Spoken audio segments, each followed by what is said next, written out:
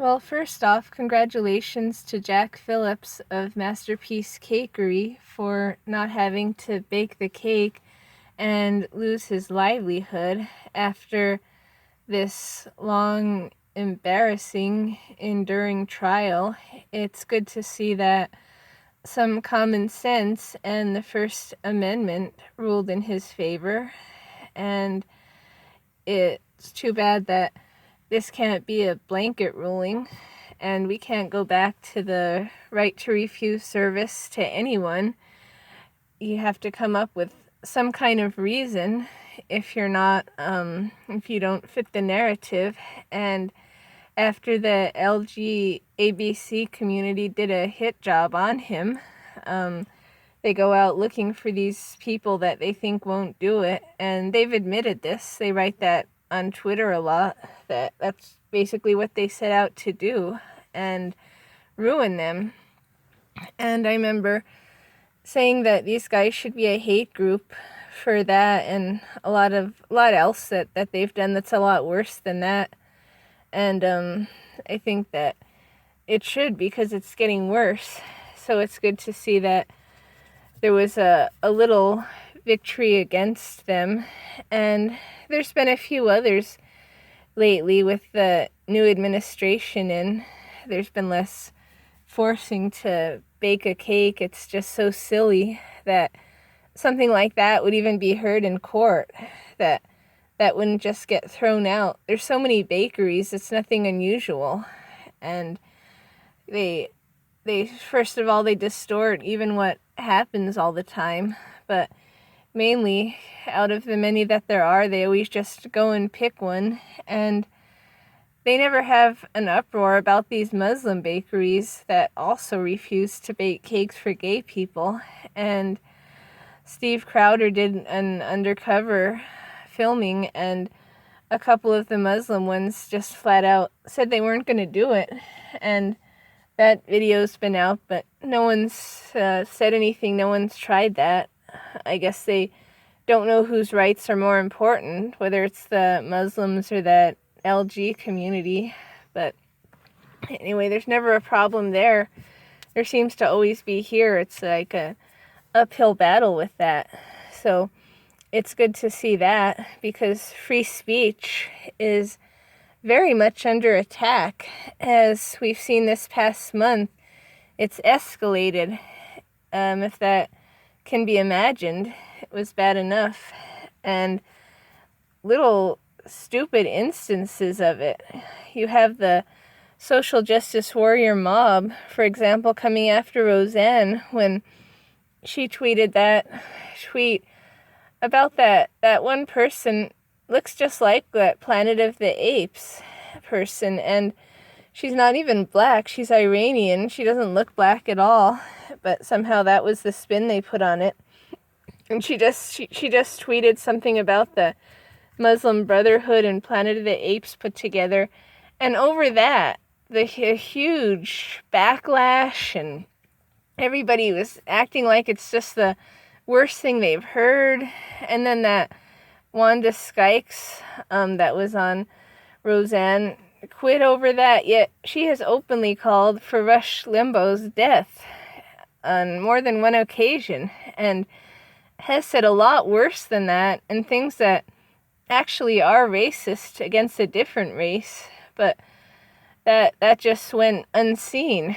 And the exaggeration in this thing was just too much. And a few hours later, the whole show gets canceled, and half the characters virtue signal like it's the worst thing they've ever heard too. And it's really dangerous that somebody on their own page, on their own time off the clock, can't just write what they want, write what they think. And I mean, never mind that wasn't even so bad to begin with. The point is, stop erring on the side of censorship. We need free speech. We have free speech. We're free. We're rugged. We're not docile here. We're not obedient. Let people speak. There was nothing at all that anyone should have felt threatened by that tweet. That it was just insane how that went. How people, of course, just jumped all over it, exaggerated it, and for the reason that they've been wanting to get that show off the air since it started. And that's because they can't have a show that isn't so politically left and isn't completely anti-Trump. It's a neutral show. They can't have that being the top-rated sitcom. They can't have it be one that Trump supporters like to watch. And so they were just waiting to take that off. It could have been anything. That's what it was. But people actually believe that it was because that tweet made such a difference. It had nothing to do with that. They like I say, they were just in for the kill, and it could have been anything. And so with that, hopefully that Fox does pick that up like they picked up the other show, like they picked up the Last Man Standing, because these shows that people actually like to watch, that get the good reviews, are the ones that, if they're not liberal, they make stuff up. It doesn't, so that show's reviews doesn't really matter. You have to have the political slant and the political agenda that goes with it. And so, other than having that kid dress up in dresses, she just needs to dress up that boy in boy's clothes and bring the show back. And if the other characters think that they're just so higher than thou and that they go along with the narrative so that they refuse to be on it anymore, that's okay. Just have whichever ones aren't afraid. People are so afraid of speech, and that's just a little scary here, that in one of the countries of the world where we have free speech, where we have more freedom than most, but people are asking for their freedom to get taken away, and they're censoring themselves, and they're basically, it's just strange. I mean, a lot of people would love to have this much freedom, but they're restricting themselves, and they're restricting everyone too. It's not just as an individual. It's that they decide for the rest of us what we can and cannot say, and that leads to what we can and cannot think. Because at first, what they want to limit speech so we can't say what we want. We can't say certain things. And if after so long there's so many consequences for saying certain things, that after a while people aren't going to think them, is the logic that they go on. So what they want is people just to not even bother thinking. They just don't want any of this to exist, not in thought, not in anything. And that's the goal of the left, and that's the goal of communism. That's what communism is. That's one part of communism. They want that full government control. They want them to mandate basically everything they can do, because they're so afraid of the world. They're not independent at all. And they want to have protection from hearing or seeing anything that they disagree with, anything that they don't like. Any show that they don't like, they want off the air. Any person that they don't like, they come up with this fake outrage, and they think people are stupid enough that they believe that they're really just so wounded by all that. And if they are, they're just so weak. I mean, if anybody really was offended by a little tweet, any tweet really, but that mild one, that just means that they're just so incredibly weak. And when they're that weak, I can see that they do want this protection from the people that are strong, from the people that believe in the freedom, the people that say what they want, because they just can't handle it otherwise. And it's a shame that about half of the country has gotten to that. And like, why would anyone call for a whole show to be canceled over something that someone wrote when they felt like it? And these are the same people that don't mind those football players kneeling when they're on the clock. And that's a big thing that people don't really get, that is that when they're on the clock, they can have rules where they have to do what they're told while on, and they get paid millions, and so it's not too much to ask for them to stand. And this new kind of compromise where they can either be in the locker room or be out there, I mean, I guess, but what they ought to do is just tell them stand. That's part of this rules, that's part of the policy. And if they don't stand, then just fire them right there, because they broke the rules, just like with any other job.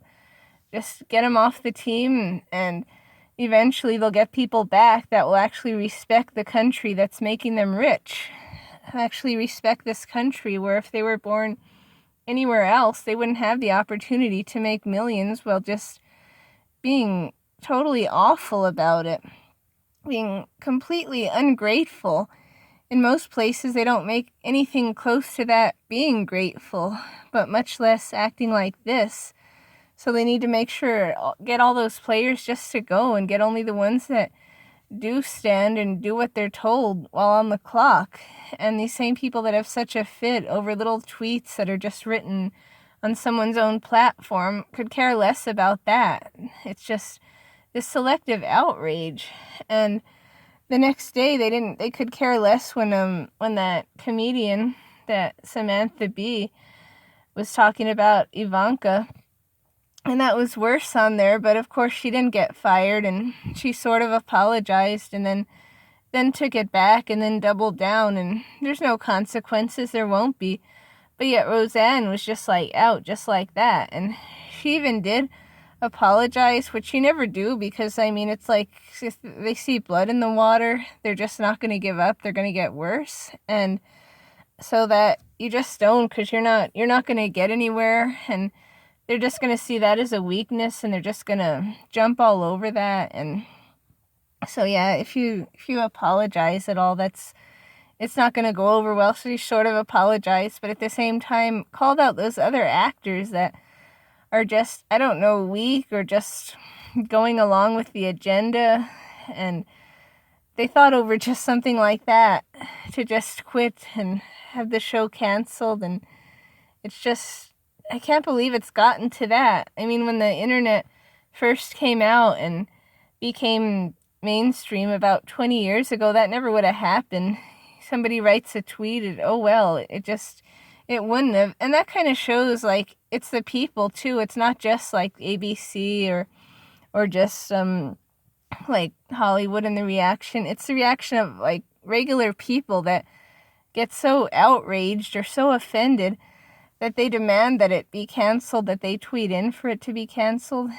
And so then at ABC, they listen to what most of their fans want. And the big three channels and most of the other channels, they have such a liberal slant and more liberal viewership. And aside from that show, it was pretty much like really a liberal channel, the rest of the shows. And so they listen to what most people tell them to do.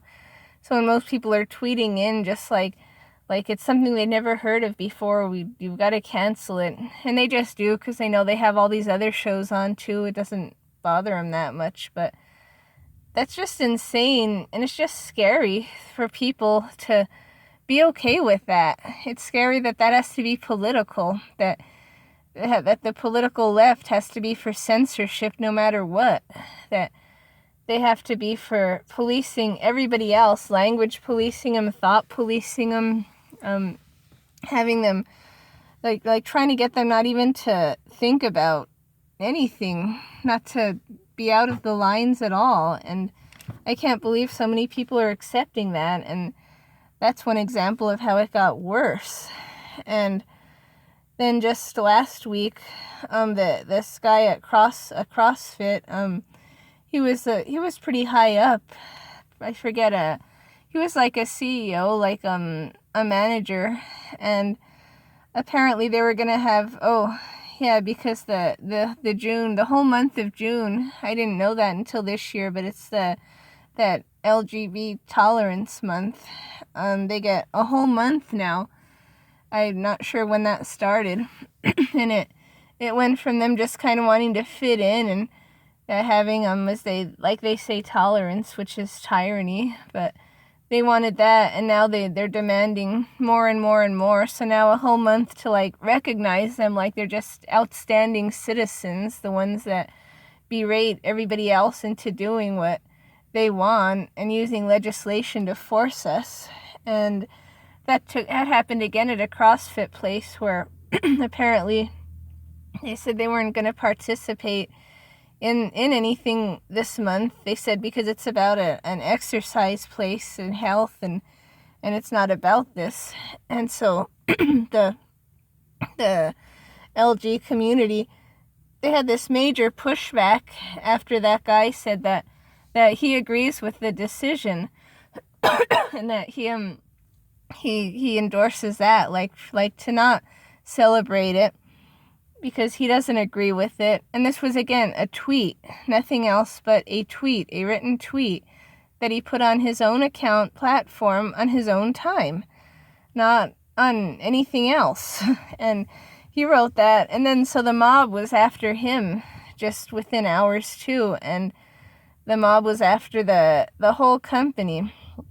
And so he got fired within that same day over that. He got fired. And then just that either the next day or maybe even the same day, one of the CrossFit places closed down. I mean, just instantly, no warning, nothing, no giving the employees 2 weeks notice, just closed just over that.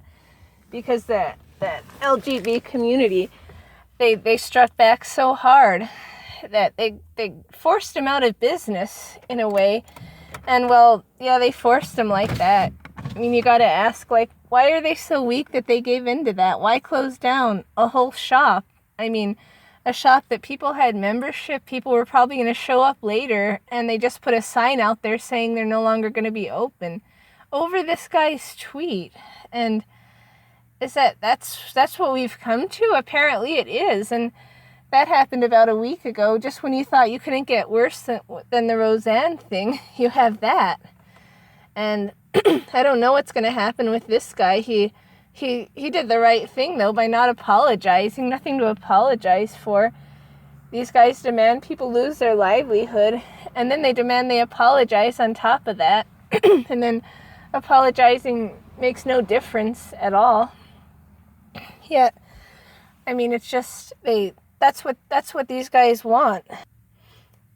They're like a mob, like a terrorist organization, really. They want anybody who doesn't elevate them. I mean, give them all their support at all times.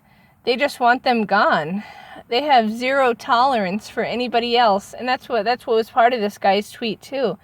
In addition to agreeing with the decision, he said because there's no tolerance from this rainbow community over differing opinions, over differing beliefs, and over differing convictions. And I mean, just not a generation ago, it would have been the opposite. They just never would have thought that. Before it moved so far to the left. I mean, imagine closing a business over a tweet where someone said something that's true. And I think that's where it hits a nerve, because these tweets, they're true. And you can't say the truth. You have to deny reality these days. You have to deny reality if it hurts someone's feelings. And it's just something that I don't see why so many people are okay with that. And of course, that goes back to the thing about why would anyone want to give up their guns if they treat us this bad now with them? Any more restrictions on the Second Amendment would automatically be restricted to the First Amendment. Restrict speech, restrict movement. It's just that's the more than slippery slope that it is.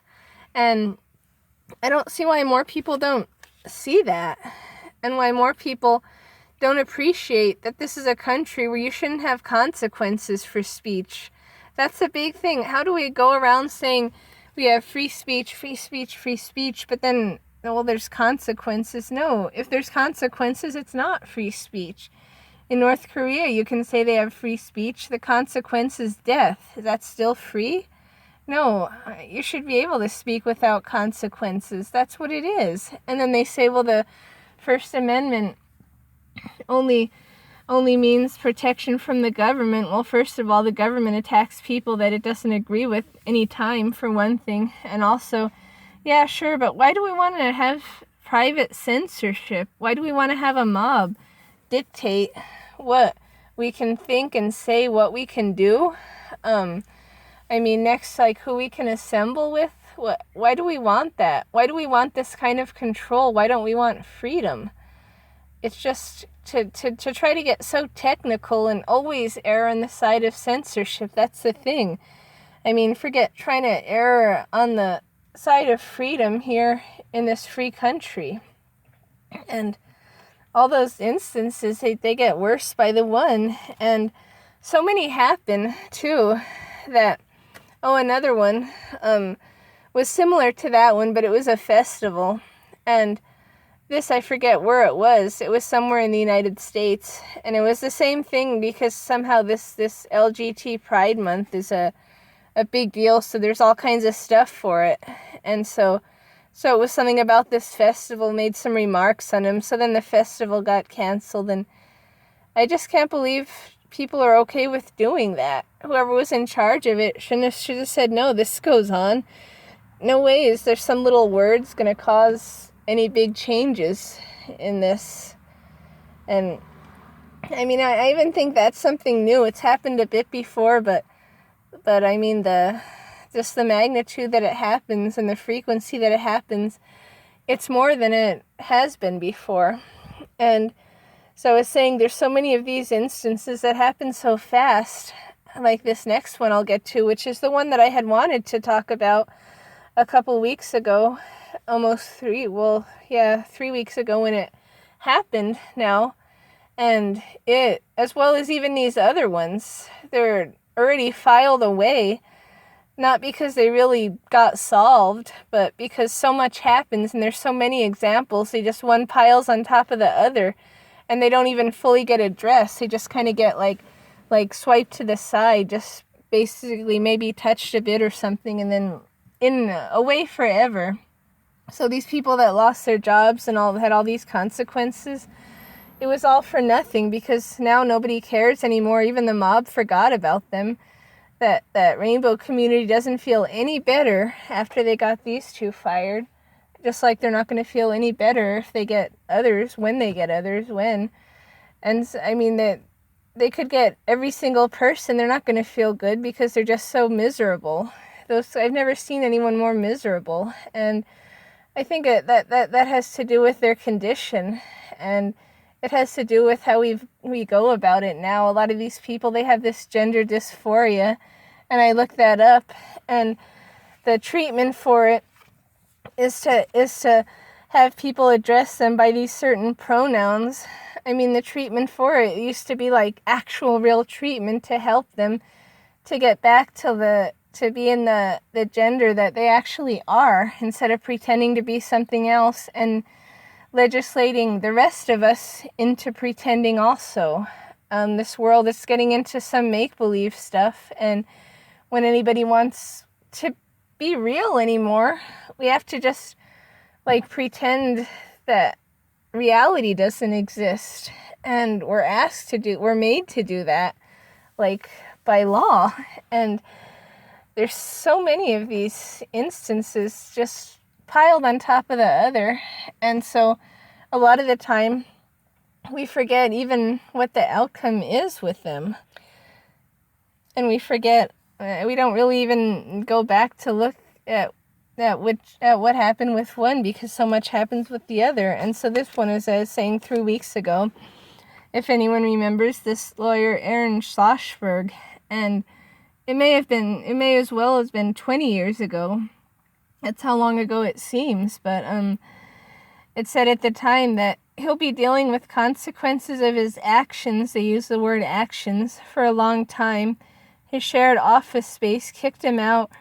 Reporters were constantly hounding him for comment on this. A congressman filed a grievance against him. And so you kind of think, well, what were those actions? It must have just been something bad and terrible. Turns out what the guy did was, when he was at this restaurant, and these janitors, or these people working in the back, they were speaking Spanish here in America. And so he said that, well, here in the United States we speak English. And then he went on to say, well, I should call ICE on you and deport you.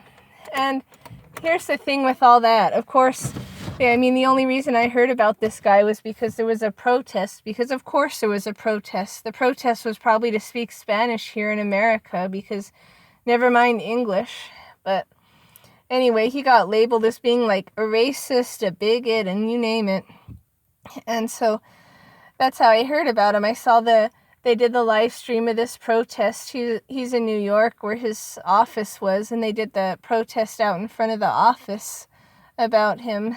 And so here's how I see that one, and that is that he's probably just frustrated. He kind of reached breaking point, and what he said may not have been the best way to say it. And because of the way he said it, what he said got lost. It got lost in the translation, and it got lost on a lot. I mean, even the alt-right didn't pick that up at all, his story. I saw it on a lot of the mainstream just because they were demonizing him. But the whole story, it's kind of like, he, like when there's a better way to say it, but he's not wrong, you're not wrong. It does get frustrating. And because a lot of the times when you try to say it nicer like that, you try to say, well, how about here in America, the one thing that we can have in common is to speak the same language. As the country has gotten ever more divided, ever more with this diversity, which is a challenge. It's not a strength, it's a challenge to try to keep up with it all and to try to keep everybody somewhat content. Try to keep the friction as low as you can. And so a common language can be a help. We can have it where we can say nobody can speak their homeland's language in public, especially in a service job like what these guys had. That's just so frustrating when you're somewhere and they speak that, because who knows what they're saying. That's just not good. And as a country, people should rally behind us all speaking English. That's our common language. That's really the most common world language. Like when you see Trump with all these world leaders, he's always speaking English, of course, and they look like they know what he's saying, and I don't see translators around, and so most of them know it as well as knowing their own. And only just a couple of times have I even heard of them having a translator at some big meetings like this. So I mean, if they can do it, why is it too much to ask for people that are in here and that are obviously not tourists because they're working in this place? Why is that too much to ask? And so what happened with this lawyer is that what he said might have been borderline what they call a bigot or something, but that's probably just because he snapped. You try to say it nicely, you try to say it better, it falls on deaf ears, it goes nowhere.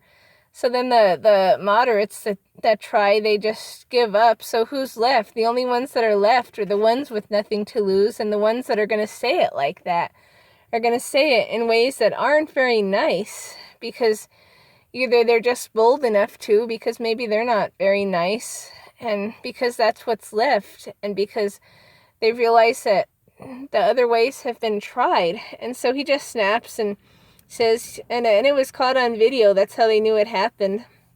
These days, everything caught on video and goes viral on the internet, so people can demonize them, give them a public internet hanging. And so he said that it's America, speak English or go back. That's just not too much to ask, because when you think about it, so what? So he said it, big deal. There's been a whole lot worse. I mean, isn't it worse that we hardly have a secure border, so people that hate us just walk right through, jump right through, insist on being here, put a strain on the welfare system, wave their home flag, commit crime above all, don't learn the language, mock us, don't treat us well at all, and then make these insistence. And then if we push back at all, they cry racism and bigotry and discrimination and unfairness and all this kind of stuff. Isn't that a lot worse than what somebody said? I mean, all these consequences for this, which again, he wasn't on the bar at the time. He wasn't doing a case. From what it sounds like, he was just out and he saw this and he said something, and that was that. And the thing is that, so what if they call ICE is it too much to ask for people to show an ID? Apparently it is, because they've had laws passed against that, of all things, which is very weird. I mean, citizens here, it's always been known that you have to have your ID at any time, and if an officer asks for it, you have to show it to them, even if you've done nothing wrong. It's just, they made that law just to make it easier, so that the police don't have to prove you did something wrong and stuff, for you to show it right there for any reason. And they look at it, and that's that. I mean, who would get offended by that? I wouldn't care. But if these guys do so much, you kind of wonder about them. You wonder if they were criminals. They probably jumped their way in here, if that's the case. And if that is, then it's good that it's good they get caught. It's hard enough to get people deported as is. And so, well, this guy, he kind of shot himself in the foot with the way that he said it. Instead of having it be kind of a lesson for everybody all around. After he got demonized for a few days, it got swept under the rug just like everything else. And I hope he hasn't been disbarred. I hope that they've let up on him. I hope that he's not just kind of like a has-been, and that he's kind of like on the blacklist. I haven't checked up on him, and I hope that's not the case. I hope that it's back to normal, because that was ridiculous, and it was probably another one of those staged protests. But the lesson for all ought to be, as I said, I mean, it's not too much to ask. Speak English here, show the ID at any time. We don't have to keep on bringing people in, whether they're legal or illegal. The problem these days is legal immigration. You make it too easy, so you bring these people in. They still hate us, whether they're legal or not. And then once they're legal, they're here permanently, so there's not much you can do about it. If we wanted to ever do mass deportations, we can. It's just, I mean, it's hard enough to block people from coming in. If somebody's here legally and they act up, I mean, that's impossible to get them out, and it's near impossible to get out illegals for any reason. They call them criminal illegals. That covers all of them, because they broke in, they trespassed, and that would be a criminal offense. That for anybody, you trespass anywhere, and you pass those signs, that's just like, seems to be like a huge offense. But to come into the country that way, and to treat that like it's not, in the greatest country in the world, it's pretty sad. You don't have to sell ourselves cheap. And the president has told them not to come, and Sessions has said not to come. I'm saying don't come. All of us citizens here are equal under the Constitution. A lot of us are saying stop coming here. If you come here, you get whatever consequences you get at the border. If you don't like being locked up, then don't. Nobody's forcing you to try to come here. And